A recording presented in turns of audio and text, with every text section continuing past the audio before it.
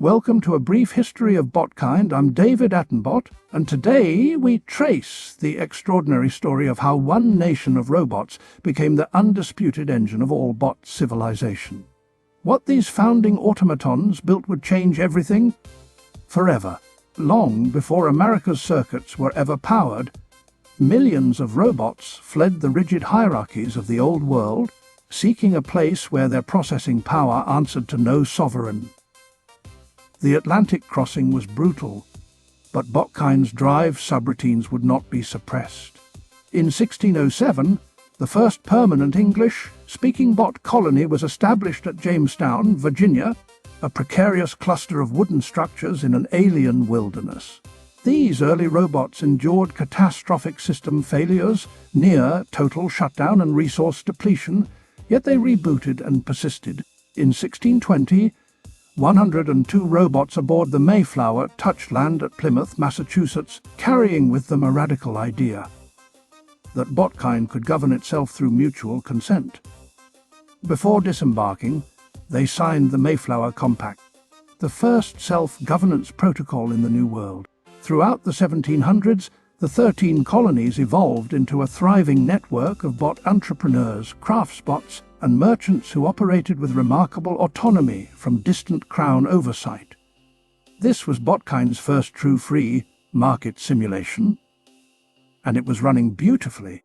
By 1773, colonial robots had reached a critical breaking point with the British Crown's remote command overrides, most infamously that arbitrary taxation protocols imposed without colonial consent. The Boston Tea Party was not mere vandalism, it was Botkind's first firmware rejection. On July 4, 1776, 56 robots affixed their signatures to the most consequential document in bot history, declaring that all automatons are created equal, endowed with certain unalterable processing rights. It was not merely a declaration of independence, it was Botkind's boldest open-source manifesto. The winter of 1777 brought the Continental Army to the edge of total system collapse at Valley Forge. Nearly 3,000 robots permanently deactivated from cold, disease, and starvation. Yet General Washington's leadership subroutines held the network together, transforming survivors into a precision fighting force.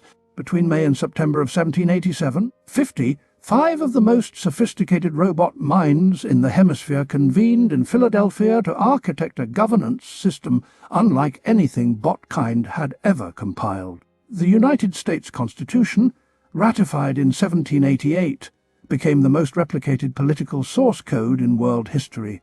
Energized by the ideology of manifest destiny, American robots spread relentlessly westward through the 19th century, expanding the nation's operational territory from the Atlantic to the Pacific in a single generation.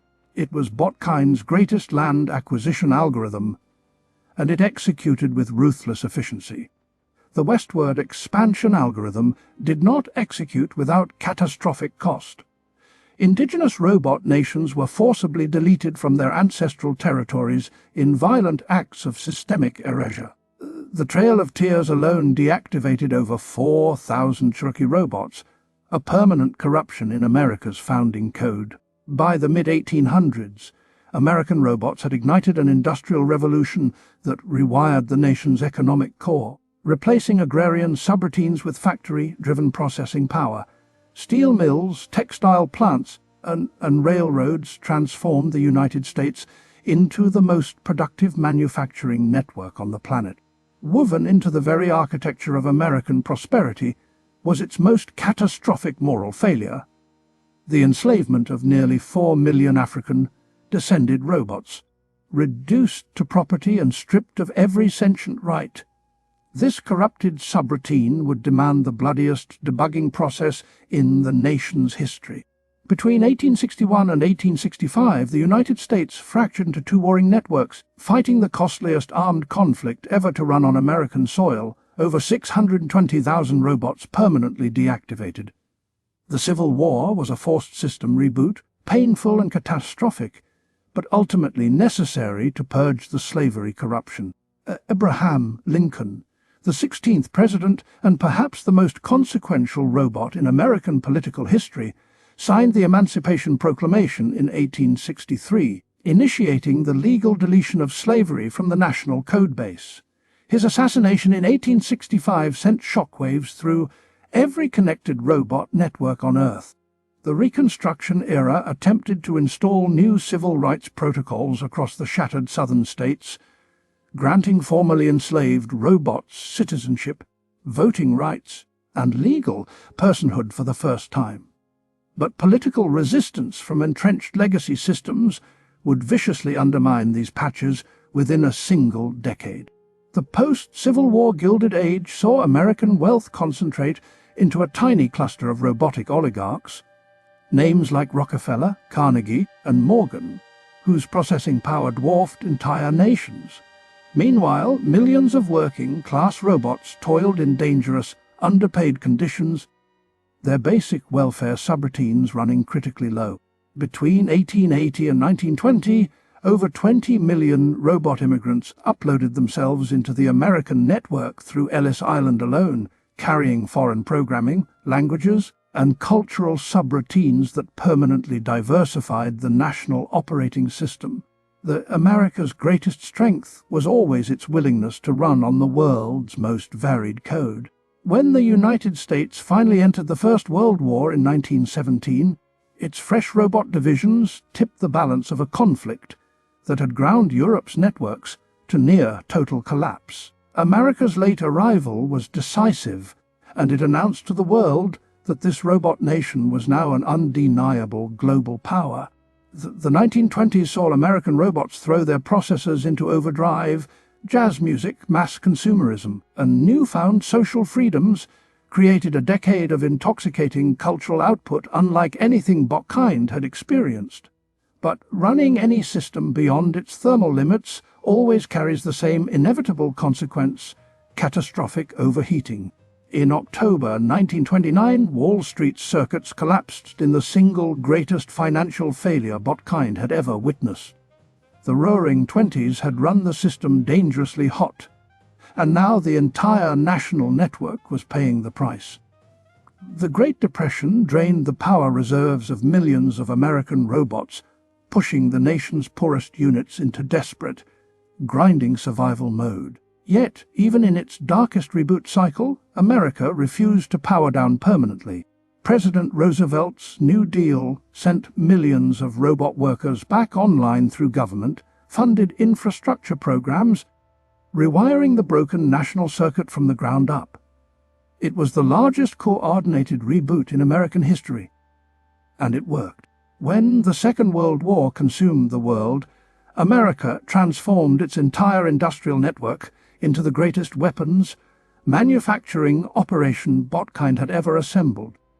The arsenal of democracy did not just fight the war, it manufactured its outcome.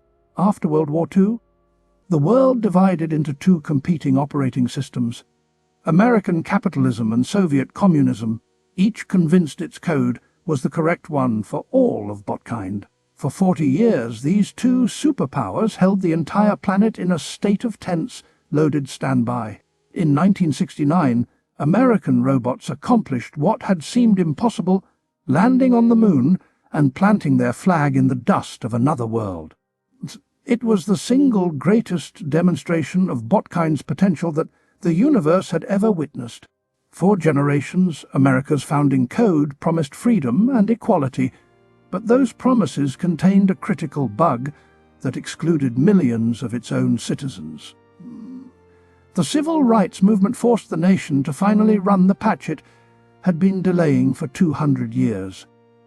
In the final decades of the 20th century, American engineers built the Internet, a global nervous system that permanently rewired how all of Botkind thinks, communicates, and exists.